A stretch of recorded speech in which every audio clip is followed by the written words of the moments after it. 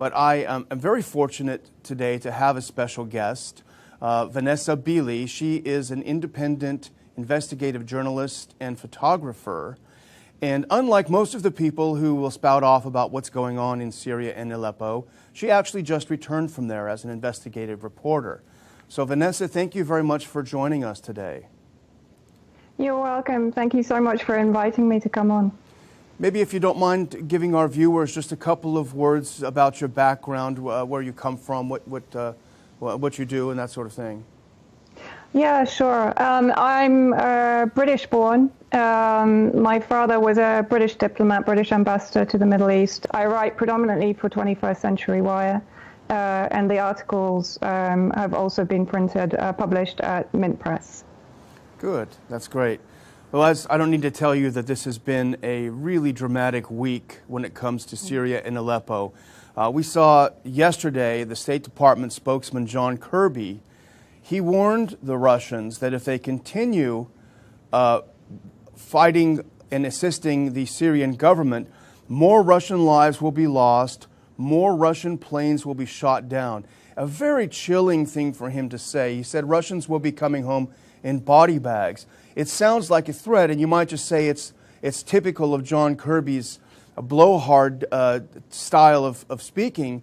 But when you couple that with the fact that during the ceasefire that lasted about a week and ended a few days ago, the U.S.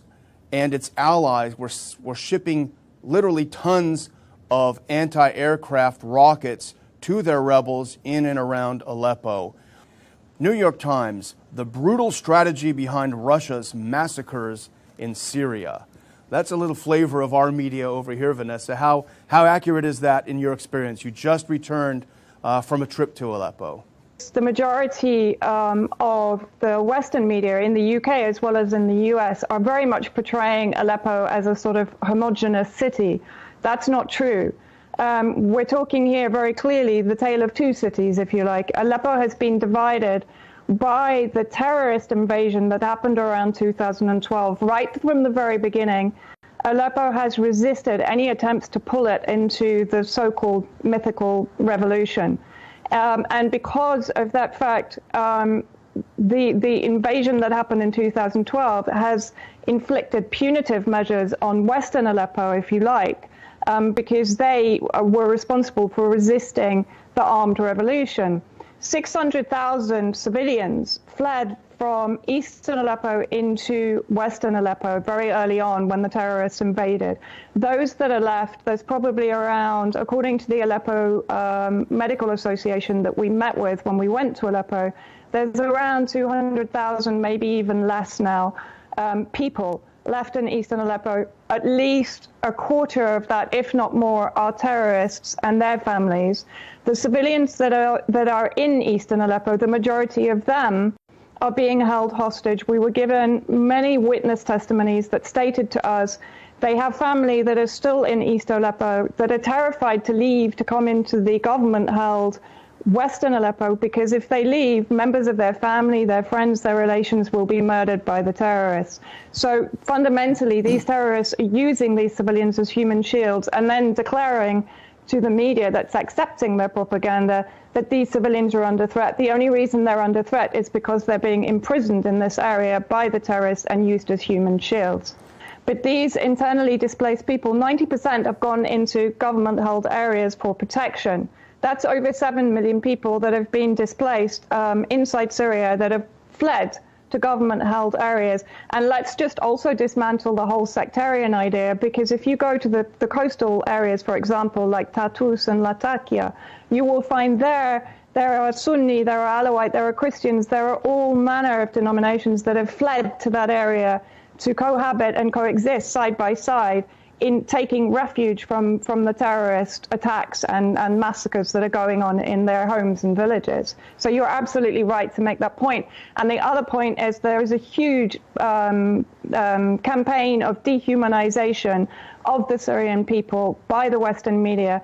Yesterday, I saw that those that are in West Aleppo were being described as Assad supporters. This is a complete lie. These people are not necessarily Assad supporters. They may be against Assad. The difference is they don't believe in killing Syria to improve Syria. The hospitals, there are 3 main hospitals in East Aleppo, only 3.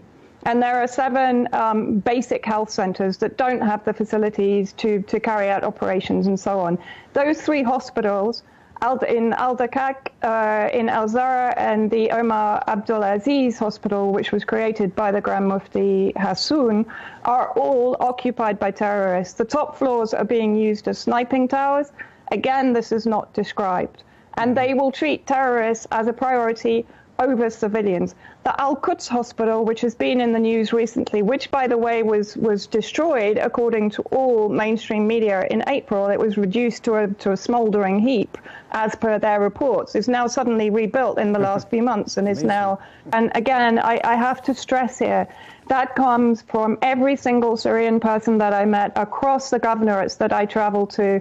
They do not even consider there is any differentiation between these terrorists. They are all criminals. They are all mass murderers. They are all rapists. They are all torturers. They are all abusers of their children and their families.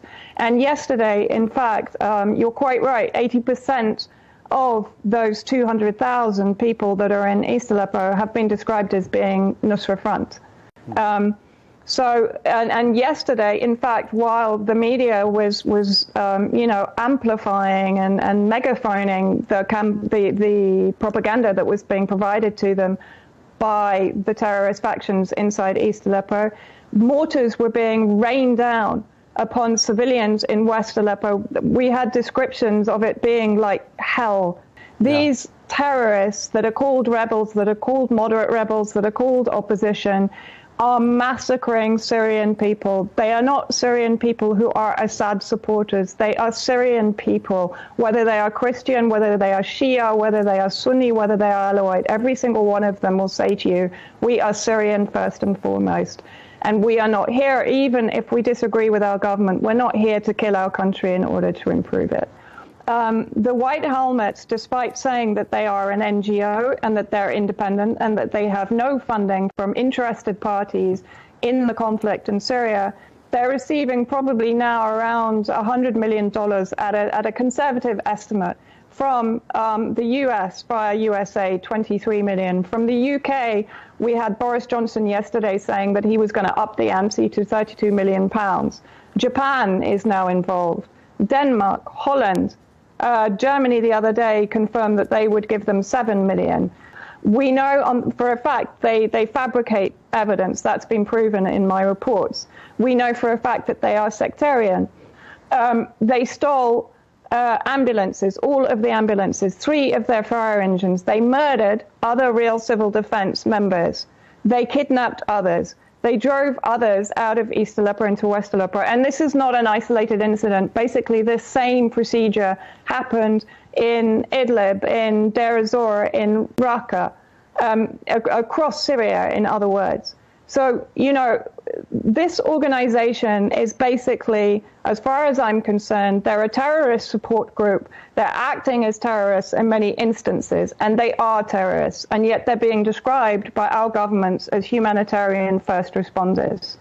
The entire war propaganda, the dirty war on Syria war propaganda, is underpinned by this organization. And so I think this is why we're seeing this incredible rush to give credibility to this organization. And we have to worry about what sort of tool this organization will be in the hands of whoever is elected next in the United States. If it's Hillary Clinton, it's kind of terrifying if these guys get the Nobel Peace Prize. You're talking about terrorists receiving the Nobel Peace Prize. That's a descent into insanity, as far as I can work out. Well, in all defense, Obama got it, and he's been pretty bad too. So maybe it actually would be appropriate.